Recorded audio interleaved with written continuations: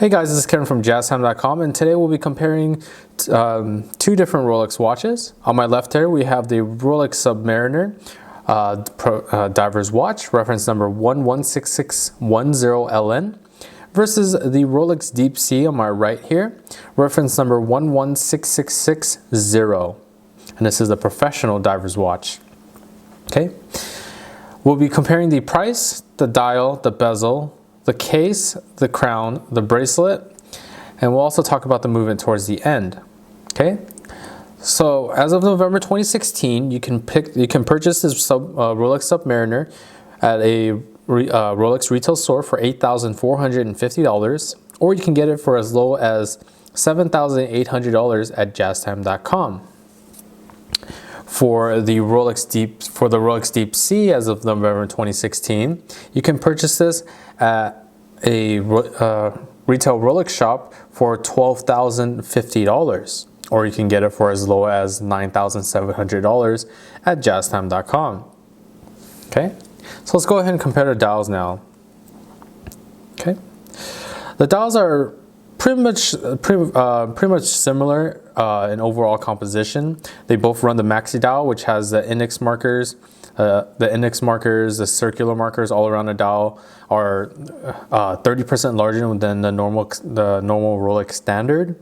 So from here, the dials are pretty much the same.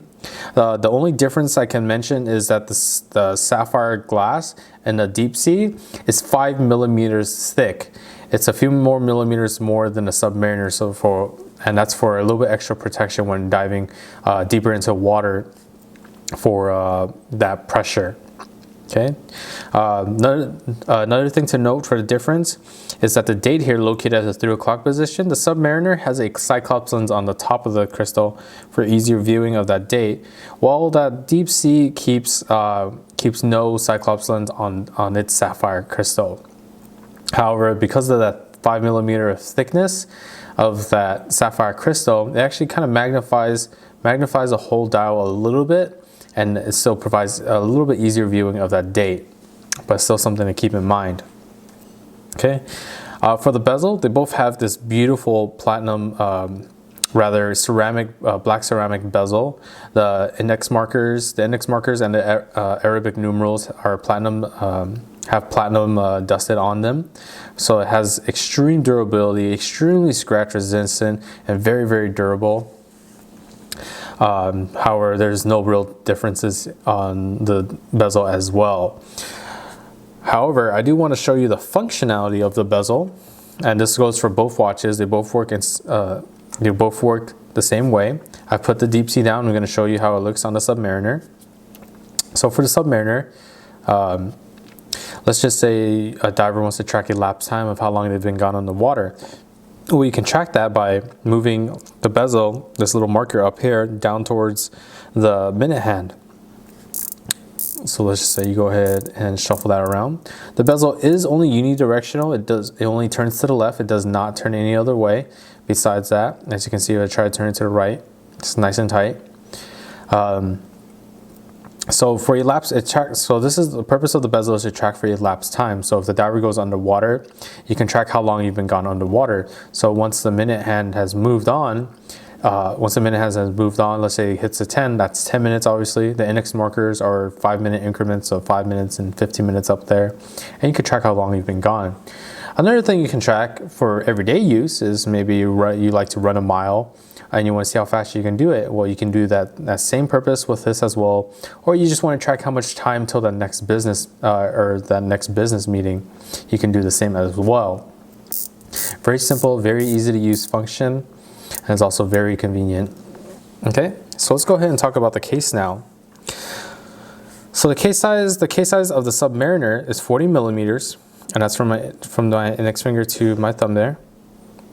And for the Deepsea is 44 millimeters, once again, from my index finger to my thumb there. And surprisingly, even though the Deepsea is a little bit larger, the dial size stays the same, and that's because it's to make room for the thickness of that sapphire crystal. And let me go ahead and show you the profiles of these. This is where this is another major difference that needs to be shown. So as you can see here, the profile of the Deepsea is much higher. It's almost as if you stacked two Submariners on top of each other, and then a little more. So that profile sits really high. It definitely will not fit under a suit cuff or dress cuff or anything, while the Submariner will slide very easily, very effortlessly, and under those suit cuffs and dress cuffs. But the Submariner is really just making a bold statement on your wrist. If you want to wear this, you obviously want to show that, you know, this is the watch I have. I want you to see this watch, and this is what I really feel about the Deepsea, and it's very nice. Okay, one thing to mention is that the middle portion of the Deepsea, you have this little circular indentation here, and that's called the gas escapement chamber, and that allows helium to be released from the watch when it reaches a certain pressure threshold.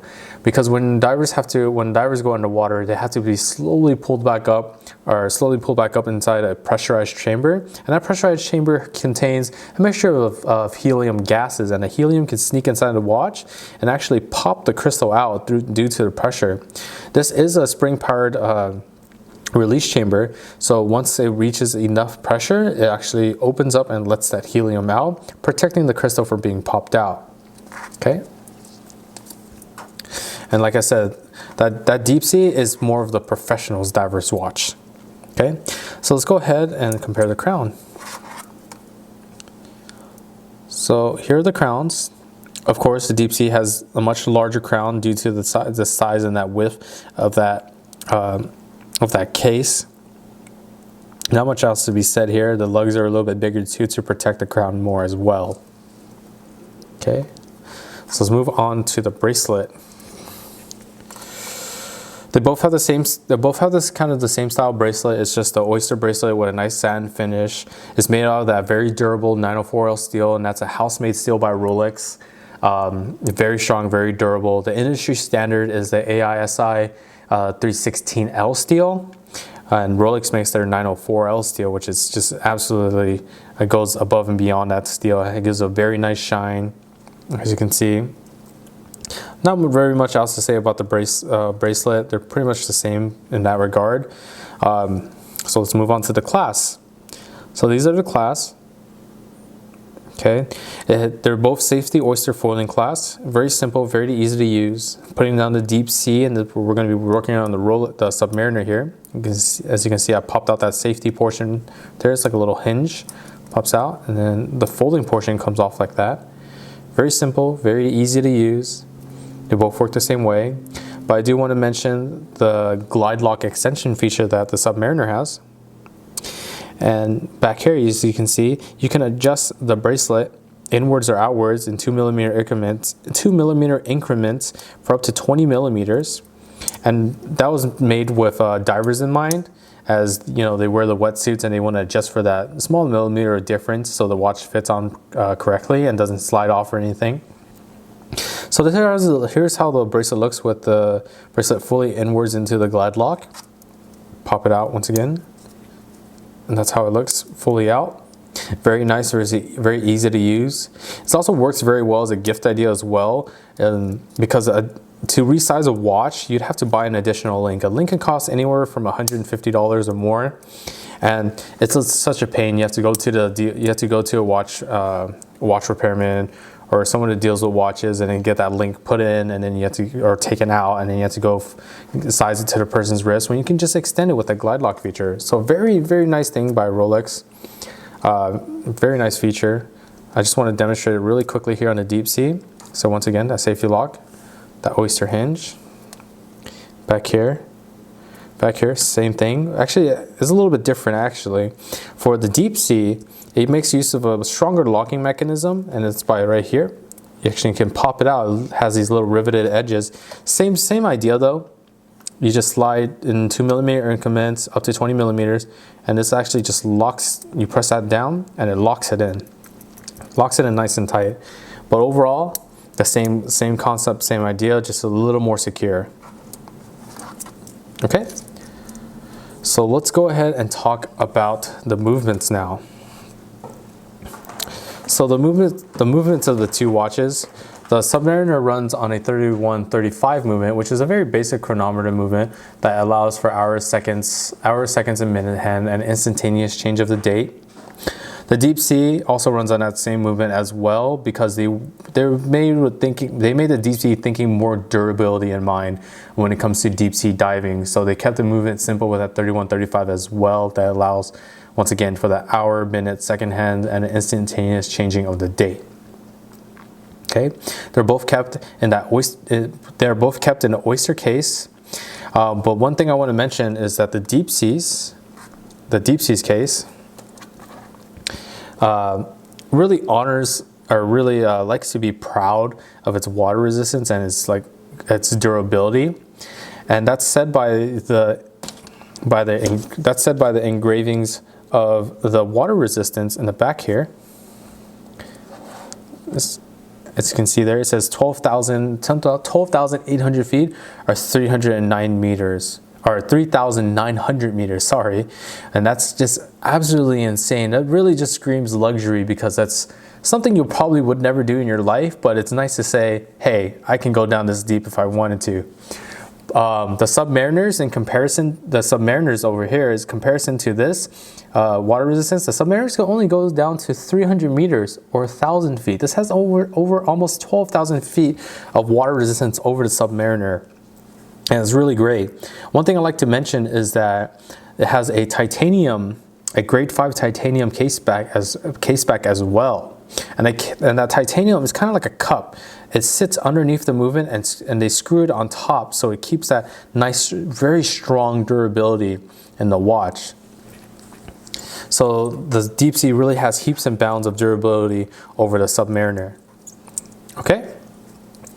All right, so let me actually go ahead and show you these watches on my wrist.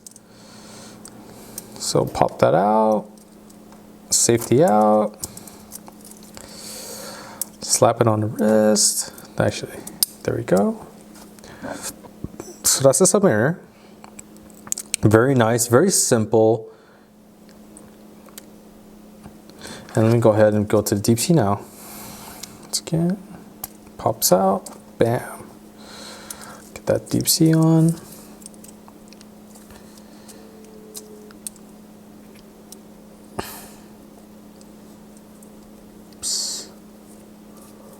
Oops, apologize, bear with me one second. Not very good at maneuvering with my left hand. All right, here we go. And this is the Deepsea, okay? So once again, I want to show those profiles on the wrist. As you can see there, Deepsea has a much higher profile, much more prominent in display. And actually, it doesn't feel that heavy on the wrist. It feels quite nice. It has a good weight to it, and I'd have to wear. I'd have to wear it out longer, but I feel like it doesn't really feel that bad on the wrist. I feel like you could wear this out throughout the day, and it wouldn't be too cumbersome. Okay, but for whatever you decide, check out our website at jaztime.com. We offer the lowest prices guaranteed, free shipping, and a 1-year warranty. And if you have any comments about the watches, leave a comment below. And if you like the video, please like, comment, and subscribe. Hope to see you guys soon. Thanks so much.